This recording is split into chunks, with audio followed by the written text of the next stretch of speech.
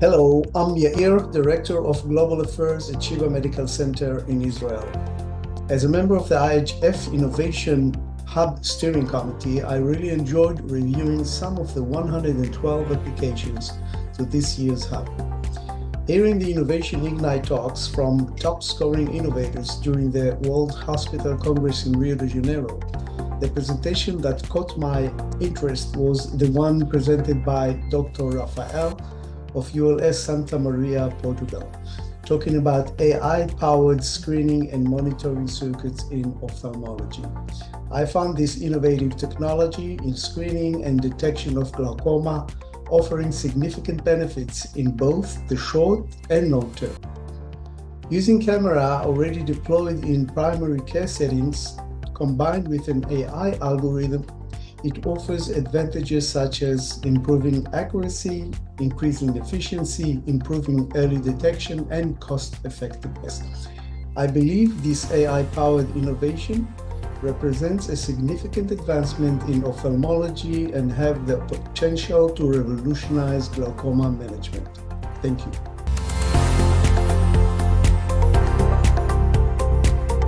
Well, hi everyone, I'm Rafael, I'm from Lisbon, I'm an MD, I'm an ophthalmologist, primarily a glaucoma surgeon, and what my team and I have been doing since we started our pilot program in the end of 2023 is try to prevent blindness from glaucoma. Well, why glaucoma? It's an incredibly common disease. It affects around 5% of people from 50 years onwards, and it is the number one cause of irreversible vision loss.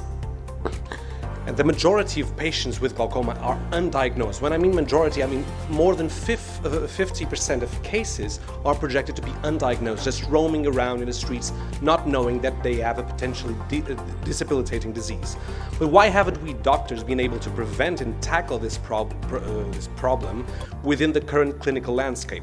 Well, firstly, glaucoma is a largely asymptomatic disease, so patients only feel something way in the more advanced stages of the disease. And secondly, the diagnosis is mostly opportunistically. So the patient comes in for their glasses or for their cataract, or their optometrist says, oh, you have high intraocular pressure, you should see someone. So that's very opportunistic. So we just see the cases that come to us. So that this is no way to diagnose and screen for such a common and impactful disease.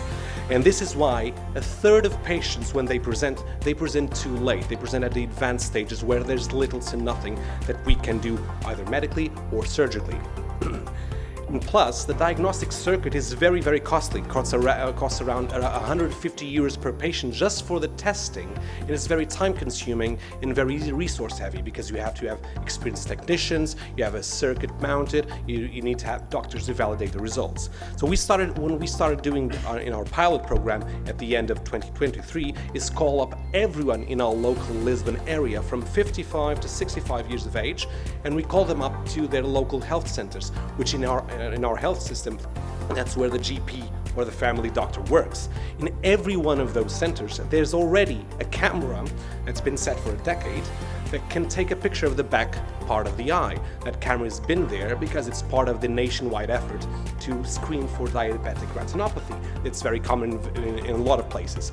This doesn't use AI, but we're going to use it through this camera. So we call them all, we took a picture of the back part of the eye, and we fed these pictures at an incremental cost of about 8 euros per patient. We fed these pictures through an AI algorithm that's been trained for glaucoma detection.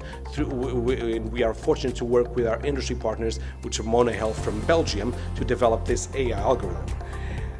So we're using a pre-existing hardware for our pilot program, which further reduced the costs. So far we've called upon with a telephone actually around 1,000 patients in our local area since the end of 2023, and we got a good response for around 2/3 of patients. So around 671 patients have come to the screening. A 2/3 response rate for a voluntary screening program is very good, epidemiologically speaking.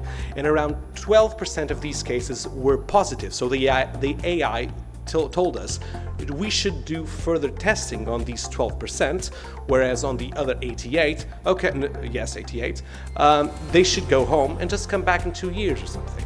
Okay, so in around 12% they were positive, and in around half of those we confirmed glaucoma through the further testing that should only be done in those at-risk patients. And although most of the cases that presented and were positive were mild, around 20% were already moderate to advanced. So we're still coming in late, even through this innovation as we perceive it. So, and quite interestingly, most of these patients had no high intraocular pressure. So for those of you who are doctors, we know that glaucoma has always been associated with high intraocular pressures. Most of these patients did not have high intraocular pressure, which means probably most of these patients would probably seep through the cracks and never be diagnosed in the first place within the normal clinical landscape. We project that this project, when it takes off from the pilot, would be able to screen about 3 times as more patients as the current system can be able to soak those patients in. And it would reduce the amount of hospital visits by around 90%, which is very good for my schedule. Moreover, it would be cost effective of around 3 years in our setting. And we project that at 10 years, we would save around 10 times as much money as the current system. And remember, our objective is prevent blindness. At 10 years, we project that we could halve the risk of blindness due to glaucoma using this methodology. Thank you.